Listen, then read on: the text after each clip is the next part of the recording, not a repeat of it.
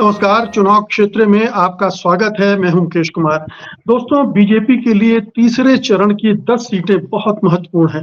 पहले 2 चरणों में उसके लिए अच्छी खबरें नहीं आई थी। अगर इस चरण में भी स्थिति नहीं, आगे के चरणों में उसके लिए बहुत बड़ी मुश्किल खड़ी हो सकती है। 2019 में उसके पास 10 में से 8 सीटें थीं, लेकिन ये चरण अखिलेश यादव के लिए भी उतना ही महत्वपूर्ण है। ये उनके लिए बहुत ही माफिक इलाका है, क्योंकि यहाँ यादवों और मुसलमानों की तादाद अच्छी है, वे निर्णायक स्थिति में हैं। लेकिन इसके बावजूद 2019 में वो केवल 2 सीटें जीत पाए थे, क्योंकि बीजेपी पिछड़ी जातियों का ध्रुवीकरण अपने पक्ष में करने में कामयाब हो गई थी। इससे एम वाई समीकरण कमजोर पड़ गया था, एक तरह से ध्वस्त हो गया था। लेकिन इस बार परिस्थितियां दूसरी हैं। इस बार न पुलवामा की लहर है, न मोदी की। मंदिर और हिंदुत्व के मुद्दे भी पीछे चले गए हैं। संविधान को खतरा, जातिवाद जनगणना, बेरोजगारी और महंगाई प्रमुख मुद्दे बन गए हैं, जिससे बीजेपी परेशानी में दिख रही है। लेकिन क्या अखिलेश की पार्टी इसका फायदा उठा पाएगी?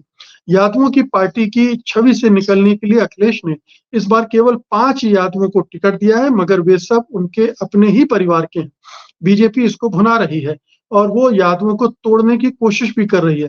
मध्य प्रदेश के मुख्यमंत्री मोहन यादव को इसीलिए उसने भी यूपी में खूब घुमाया है। हालांकि बहुजन समाज पार्टी को पिछली बार इन 10 में से एक भी सीट नहीं मिली थी, मगर इस बार वो सभी सीटों पर चुनाव लड़ रही है। वो पिछली बार अखिलेश यादव की पार्टी के साथ मिलकर उन्होंने चुनाव लड़ा था। त्रिकोणीय मुकाबलों में वो किसको नुकसान पहुंचाएगी, ये देखने वाली बात है। उत्तर प्रदेश के चुनावी गणित को गहराई से समझने वाले वरिष्ठ पत्रकार सिद्धार्थ कलहंस हमारे साथ हैं, तो आइए उनसे विस्तार से बात करते हैं। सिद्धार्थ जी, कार्यक्रम में आपका स्वागत है।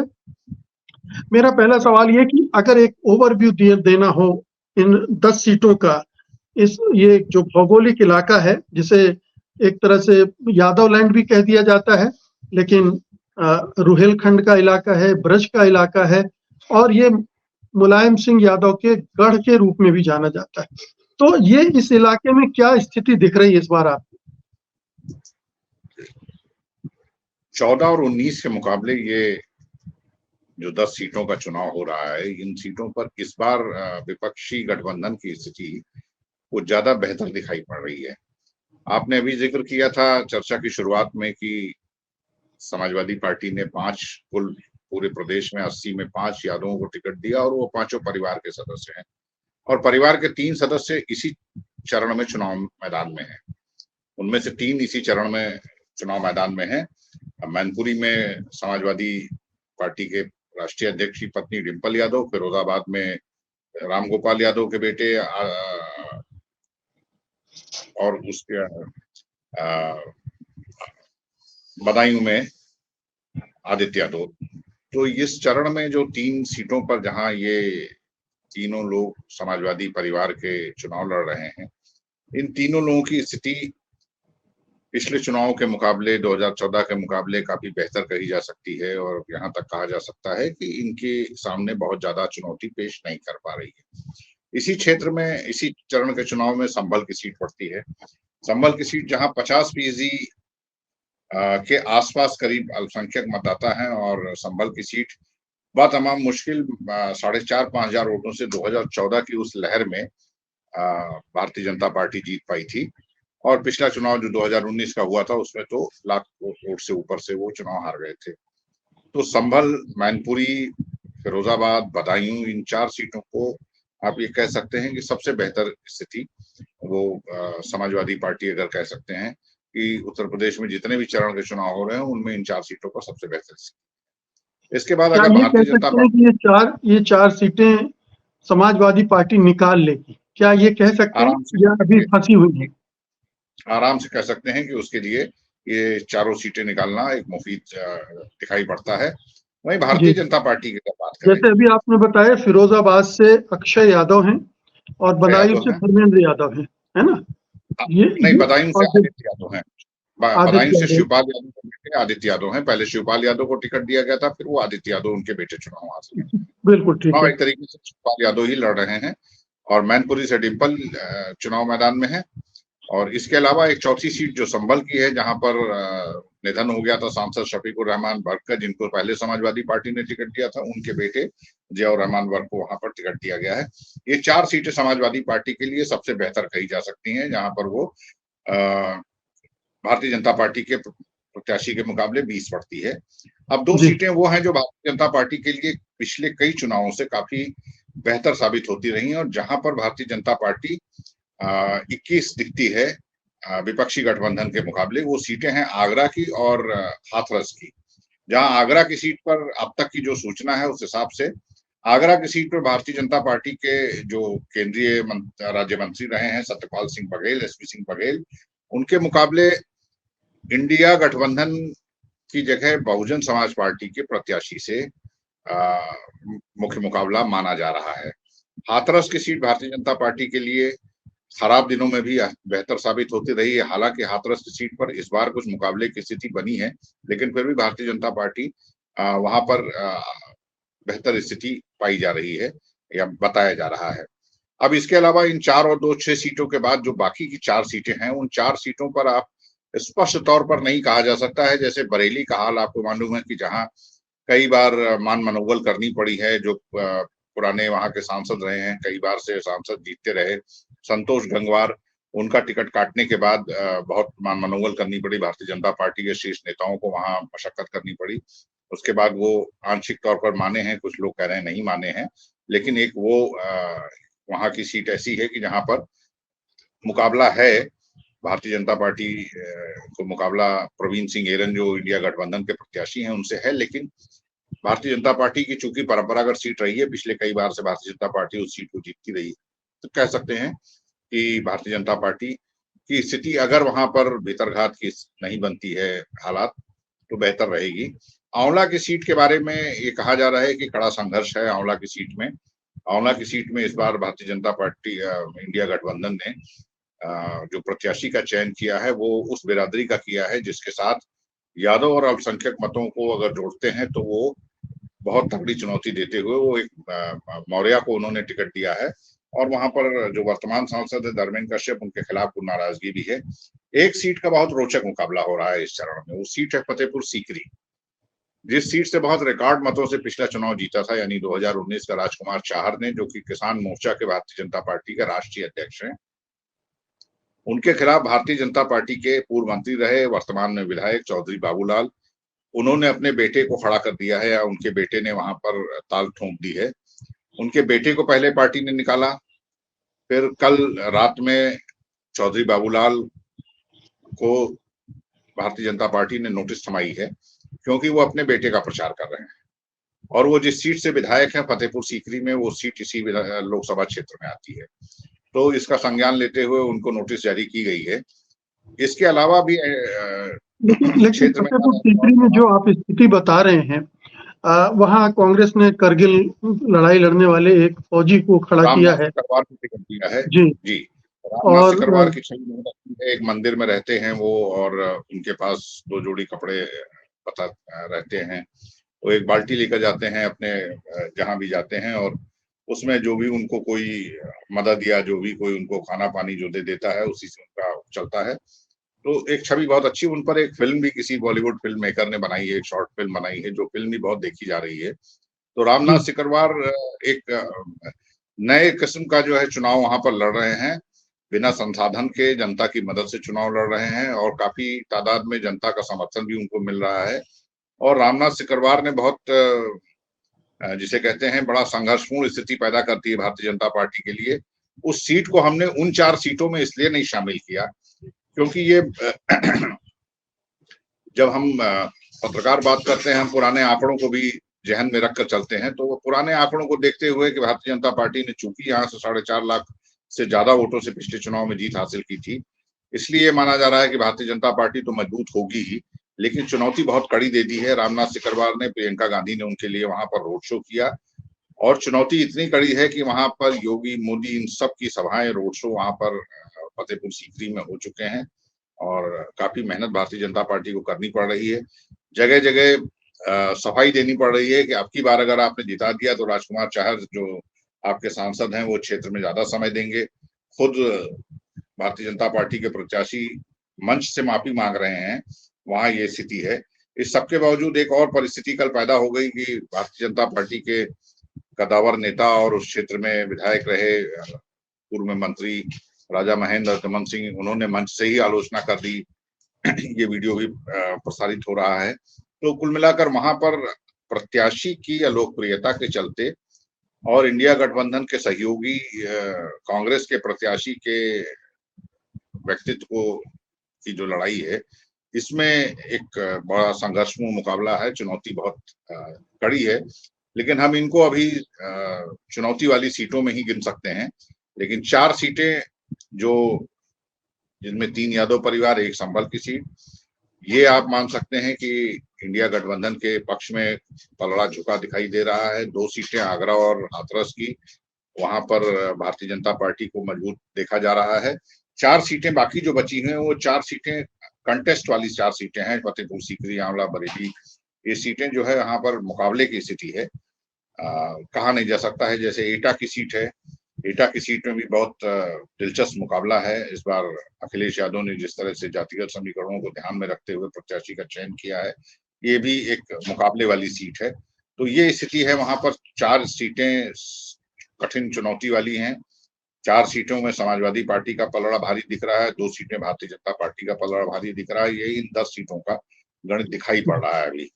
ये बताएं कि आपने एक जाति गणित, तो हम लोग जिस तरह से यादव लैंड कहते हैं इसको, तो यादवों की अच्छी संख्या है, मुसलमानों की अच्छी संख्या है, लेकिन और भी जो जातीय समूह हैं, जैसे अभी आपने आंवला की सीट का जिक्र किया, जहां पर नए ढंग का प्रत्याशी देकर एक चुनौती खड़ी कर दी अखिलेश यादव ने। और कौन से सामाजिक समूह हैं जो इन विभिन्न सीटों पर महत्वपूर्ण रोल अदा कर सकते हैं, और वो किस तरह से इस बार दिख रहे हैं, किसके साथ दिख रहे हैं?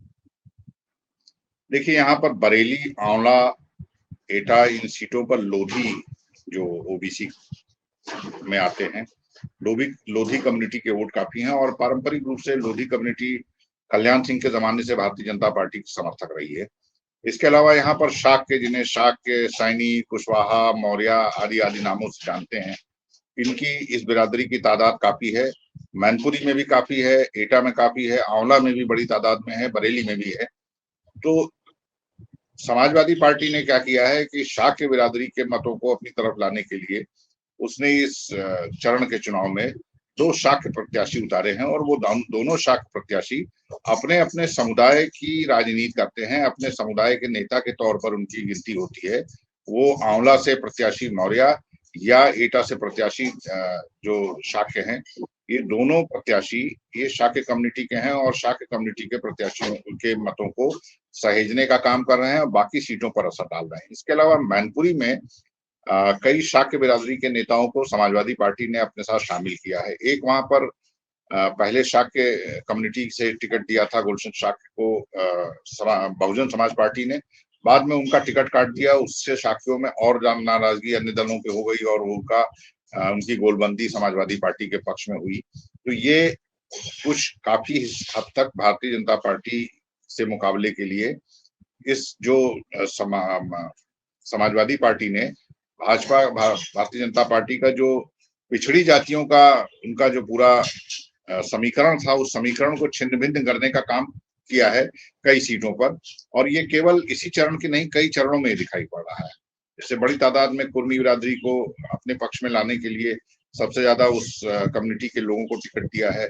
शाक्य, सैनी, मौर्य, कुशवाहा की कम्युनिटी से जिस तादाद में टिकट दिए हैं, निषादों को टिकट जिस तरह से दिया है, और यादवों को जैसा आपने कहा कि बहुत कम टिकट दिए हैं, मात्र 5 टिकट दिए हैं, वो भी अपने परिवार में दिए हैं। तो गैर यादव पिछड़ी जातियों में भारतीय जनता समाजवादी पार्टी ने ये जो शाक्य कम्युनिटी है, शाक्य, सैनी, कुशवाहा, मौर्य, ये एक ही प्लान है।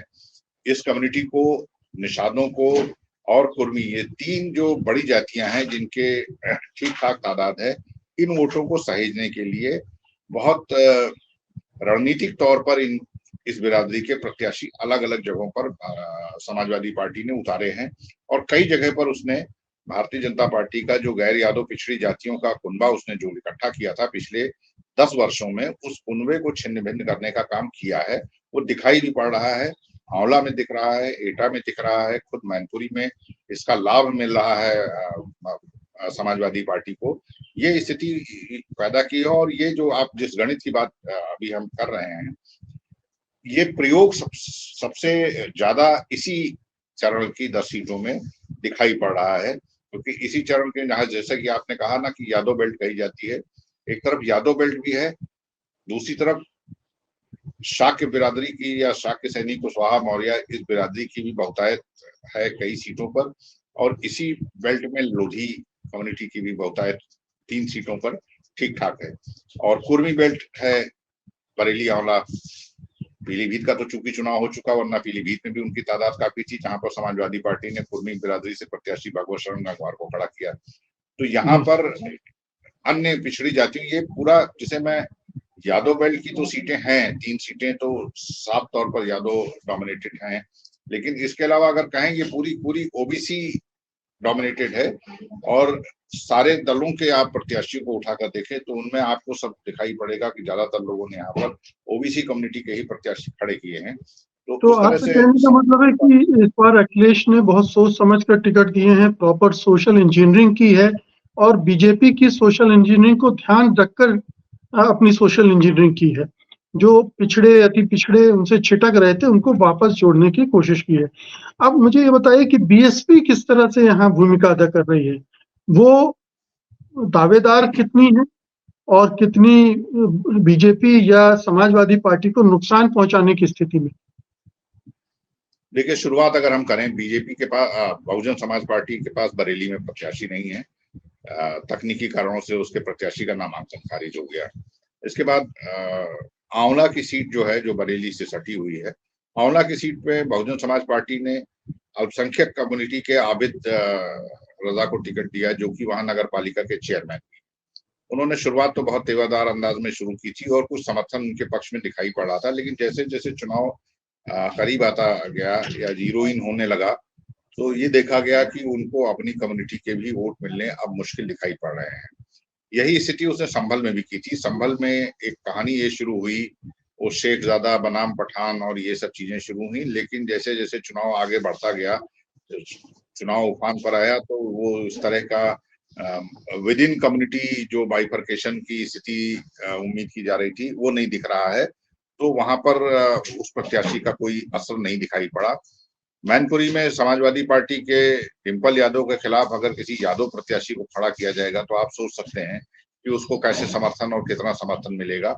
इस तरह की स्थिति फिरोजाबाद में है, जहां पर विपक्षी गठबंधन के मजबूत प्रत्याशी के मुकाबले बहुजन समाज पार्टी ने अल्पसंख्यक बिरादरी के प्रत्याशी को टिकट दिया है। तो इस चरण में हम ये कह सकते हैं कि बहुजन समाज पार्टी अधिकांश सीटों पर, और अधिकांश अगर मैं कहूं तो आगरा को छोड़कर किसी सीट पर कोई प्रभावी भूमिका में दिखाई पड़ रही है, ना तो बहुत ज्यादा नुकसान करने की स्थिति में दिखाई पड़ रही है, ना कोई अपनी छाप छोड़ने की स्थिति में दिखाई पड़ रही है। तो ये वाला चरण है जहां 10 सीटें हैं, इसमें एक आगरा में जरूर उनकी प्रत्याशी पूजा अमरोही, वो चूंकि एक प्रतिष्ठित राजनीतिक परिवार से आती हैं, इसलिए उनको कहा जा सकता है कि वो वहां पर, और आगरा, मायावती अपने भाषणों में हमेशा आगरा को दलितों की राजधानी कहती हैं। जब भी वो प्रत्याशी पूर्व में घोषित करती थी, तो सबसे पहले वो आगरा से प्रत्याशी घोषित करती थी। अपनी रैली की शुरुआत वो आगरा से एक समय में किया करती थी। तो आगरा पर बहुजन समाज पार्टी का बहुत काम है, मायावती का बहुत फोकस रहा है। आगरा में भरपूर तादाद जाटुओं की है। आप जानते हैं आगरा के जूते दुनिया में मशहूर हैं, जाटुओं की अच्छी खासी संख्या है। ऐसा बताते हैं आंकड़े कि 3.5 लाख के आसपास करीब जाटो कम्युनिटी है आगरा में। आगरा में जरूर वो एक चुनौती देने की स्थिति में है। आगरा के अतिरिक्त 10 सीटों में से कहीं पर बहुजन समाज पार्टी मुख्य मुकाबले में हो, ऐसा नहीं दिखा है, या बहुजन समाज पार्टी कहीं नुकसान करने की स्थिति में हो। ऐसा भी शुरुआती दौर में लगा था कि शायद कुछ जगहों पर नुकसान करे, लेकिन जैसे जैसे चुनाव बढ़ रहा है, तो चुनाव केवल इस 10 सीटों में 9 पर सीधे तौर पर इंडिया गठबंधन बनाम भारतीय जनता पार्टी है। बहुजन समाज पार्टी के प्रत्याशी कोई बहुत छाप भी छोड़ पाने में मुझे कामयाब होते नहीं दिखते हैं। जी, अब मुझे ये बताइए कि वो कौन से इश्यूज हैं जिनको लेकर मतदाता सोच रहे हैं? सबसे ज्यादा किन इशू को लेकर उत्तेलन है मतदाताओं में, क्या मंदिर का इशू इस इलाके में थोड़ा बहुत काम कर रहा है? क्या जो प्रधानमंत्री मोदी ने हिंदू मुसलमान करना शुरू किया है, योगी आदित्यनाथ ने किया है, उससे कुछ हवा बदल रही है? या वो जो इशू पहले खड़े हो गए हैं, जिसमें संविधान बचाने का मुद्दा है, जिसमें बेरोजगारी, महंगाई का मुद्दा है, ये काम कर रहे हैं? देखिए, ये बेल्ट राजनीतिक तौर पर या राजनीतिक पत्रकारिता करने वाले लोगों के लिए अगर ये यादव बेल्ट कही जाती है, तो आर्थिक पत्रकारिता में रुचि रखने वालों के लिए इस बेल्ट को आलू बेल्ट भी कहा जाता है। और लंबे समय से यहाँ पर आलू से कारखाने लगेंगे, वो फूड प्रोसेसिंग यूनिट लगेगी और तमाम चीजें होंगी, वो हमेशा एक वादे रहे हैं। ये हम लोग पिछले 20 सालों से सुनते आ रहे हैं, आलू से वोदका बन जाएगी और बहुत सारी चीजें बनेंगी। आलू किसानों का मुद्दा फिरोजाबाद में, हाथरस में, फतेहपुर सीकरी में और कुछ हद तक मैनपुरी में वो कहीं कहीं तो सुनाई देता है कि आलू के लिए कुछ नहीं हुआ। एक इंडस्ट्री जरूर आई आलू के लिए, वो पेप्सिको की, लेकिन वो मथुरा में गई और उसका कोई लाभ नहीं हुआ। इसको भी यहाँ के जो विपक्षी प्रत्याशी हैं वो जोर शोर से उठा रहे हैं, और चूंकि ये आलू का सीजन कहा जा रहा है, लेकिन बहुत हद तक ये मुद्दा इसलिए नहीं तूल पकड़ पा रहा है क्योंकि इस बार आलू के दाम कुछ बेहतर मिल रहे हैं। आमतौर पर सीजन में यही वो टाइम है, अगर आप याद करें तो सड़कों पर आलू फेंकने की आप तस्वीरें देखते थे, खबरें आती थी। लेकिन इस बार चूंकि ऐसी स्थिति नहीं है, तो आलू इशू तो है लेकिन बहुत ज्यादा इशू नहीं बना है। हम ये कह सकते हैं कि अगर अब तक के जो उत्तर प्रदेश में चुनाव हुए 2 चरणों के, ये जो तीसरे चरण में जो 10 सीटें हैं, इन 10 सीटों पर आपको राम मंदिर की सुगबुगाहट न्यूनतम सुनाई पड़ेगी। एक बरेली को छोड़कर जिन 5 क्षेत्रों को हमने देखा, वहां कहीं भी किसी भी प्रत्याशी ने, खासतौर पर भारतीय जनता पार्टी प्रत्याशियों से उम्मीद की जा रही है, किसी भी प्रत्याशी ने कोई होर्डिंग, बैनर, पोस्टर या कोई इस तरह का कोई राम मंदिर को लेके लगाया हो, कम से कम मुझे नहीं दिखाई पड़ रहा। हो सकता है मेरी निगाहें कहीं से ओझल हो गए हो, लेकिन कहीं दिखाई नहीं पड़ा। ना कोई प्रत्याशी यहाँ उसका नाम ले रहे हैं। जातिगत जो व्यूह रचना है वो हावी है, जातीय गोलबंदी हावी है इस चुनाव में। थोड़ा बहुत आलू किसानों का मुद्दा यहाँ पर हावी है। ये चीजें तो यहाँ के 10 सीटों के चुनाव में मुद्दा है। आगरा का कई इश्यूज हैं जो आगरा में मुद्दा बन रहे हैं, लेकिन फिर अंतोगत तो आगरा का चुनाव भी जो है वो भाजपा बनाम बसपा, और जो संविधान का मुद्दा है, संविधान का मुद्दा आगरा में, उसको लेकर एक मुहिम भी चली, क्योंकि आगरा में दलितों का कंसंट्रेशन काफी है और कई जगहों पर इसको उठाया जा रहा है। कुछ बौद्धिकों का समूह है जो इन क्षेत्रों में, जिसने 3 जगहों के बारे में मुझे जानकारी है कि हाथरस, आगरा और फतेहपुर सीकरी में इन लोगों ने घूम घूम कर लोगों से बातचीत की और संविधान बचाओ नाम की मुहिम को आगे बढ़ाया है। ये आप कह सकते हैं कि अंडर करंट है, संविधान बदलने का प्रश्न जो है वो दलितों के बीच में अंडर करंट है। शायद इसलिए यही एक बेल्ट ऐसी रही है, ये जो 10 सीटें रही हैं, इन 10 सीटों में दलित बनाम यादव एक राइवलरी का जो सीन था, वो उसकी धार इस बार कमजोर दिखाई पड़ रही है। कई जगहों पर ऐसे सूचना है, ऐसी संभावनाएं जताई जा रही हैं कि कुछ हिस्सा दलित मतों का इस बार वो समाजवादी पार्टी के प्रत्याशियों के पक्ष में भी जाता दिखेगा। ये संभावना इस बार जताई जा रही है, और इसका बड़ा कारण वो जो संविधान को लेकर एक हवा बनी है कि 400 पार का नारा, वो दरअसल संविधान बदलने के लिए इस बहुमत को मांगा जा रहा है, ये दिखाई पड़ रहा है। ये 3 चीजें हैं कि जो और बेरोजगारी, अग्निवीर, महंगाई, ये सब। अग्निवीर तो शाश्वत मुद्दा है जो कि पूरे उत्तर प्रदेश के हर क्षेत्र में दिखाई पड़ रहा है, कुछ चुनिंदा सीटों को छोड़ दीजिए। और चूंकि यहाँ पर जो मैनपुरी है, वहां से बड़ी तादाद में फौज में लोग भर्ती होते रहे हैं, फतेहपुर सीकरी में काफी लोग फौज में जाते रहे हैं, कुछ सीटें ऐसी हैं जहां पर लोग फौज में काफी जाते रहे हैं। अग्निवीर का भी मुद्दा विपक्षी ओर से उठाया जा रहा है। लेकिन कहीं से भी हैरत की बात है कि इस चरण के चुनाव की 10 सीटों में बरेली को छोड़ दिया जाए तो राम मंदिर के इशू पर कोई ना तो बहुत ज्यादा जोर दे रहा है, जिन्हें देना चाहिए वो भी नहीं दे रहे हैं। विपक्ष का तो खैर प्रश्न ही नहीं है उस सवाल को खड़ा करना, लेकिन कोई जोर नहीं दे रहा है। मुझे जातीय व्यूह रचना इस चरण में सबसे ज्यादा दिखाई पड़ रही है और बहुत माइक्रो लेवल पर पार्टियां काम करते दिखाई पड़ रही ये वो अंतिम प्रश्न है मेरा कि क्या इंडिया गठबंधन के रूप में कुछ दिख रहा है? कांग्रेस का साथ मिलने से समाजवादी पार्टी को कोई फायदा मिलता दिख रहा है? क्या राहुल गांधी का कोई असर नजर आ रहा है? उनकी उपस्थिति का, उनकी रैलियों का, प्रियंका गांधी की रैलियों का असर तो हमने देखा ही है। फतेहपुर सीकरी में कितनी शानदार उनका रोड शो हुआ था। ये दोनों चीजें और मैं आपसे समझना चाहता हूँ। देखिए, राहुल गांधी या कांग्रेस पार्टी के साथ होने का एक असर ये हुआ है कि इंडिया गठबंधन के पक्ष में अल्पसंख्यक मत पूरी तरह से शिफ्ट हुए हैं, क्योंकि राहुल गांधी को लेकर एक बड़ी बेहतर छवि है कम से कम। और ये जो संविधान का मुद्दा है, इस संविधान के मुद्दे में कांग्रेस का इंडिया गठबंधन में होना, उसकी वजह से एक संख्या, अब उसके प्रतिशत पर बहस हो सकती है कि वो 20% है, 25% है, 50% है, लेकिन उसका एक हिस्सा वो संविधान बचाओ के नाम पर कांग्रेस के होने की वजह से वो इंडिया गठबंधन के पक्ष में आ रहा है। ये दो चीजें, एक कि अल्पसंख्यक मत पूरी तरह से सहेज पाने में गठबंधन सफल हो रहा है कांग्रेस के साथ होने से, विशेष तौर पर राहुल गांधी के साथ होने। दूसरा, दलितों के बीच में संविधान के मुद्दे पर कांग्रेस के समाजवादी पार्टी के साथ होने से उनको ये आशा दिखती है कि इस गठबंधन के साथ संविधान बचाने की मुहिम वो आगे बढ़ेगी या उस पर कोई आंच नहीं आएगी। ये दो चीजें तो कांग्रेस की वजह से है।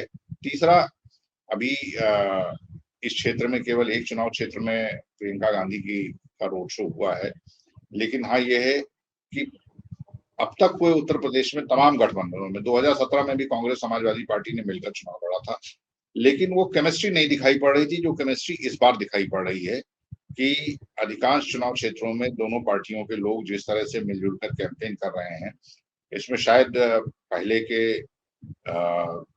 जो प्रयोग रहे हैं उनसे सबक लेते हुए अखिलेश यादव ने हर जिले में समन्वय समिति बनाई थी, ज्वाइंट मीटिंगें करानी शुरू की थी, ज्वाइंट प्रेस कॉन्फ्रेंस करानी शुरू की थी।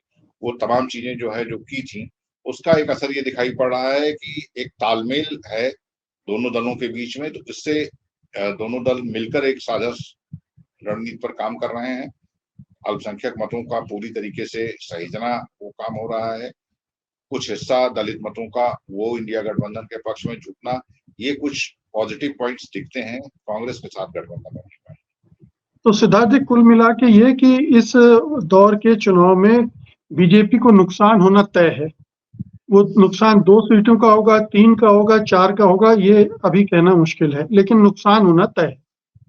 निश्चित तौर पर तो ये चरण मुझे लगता है कि इस इंडिया गठबंधन के लिए या विपक्ष के लिए अब तक हुए सभी चरणों में सबसे बेहतर हालात पैदा कर रहा है या बेहतर तस्वीर बना रहा है।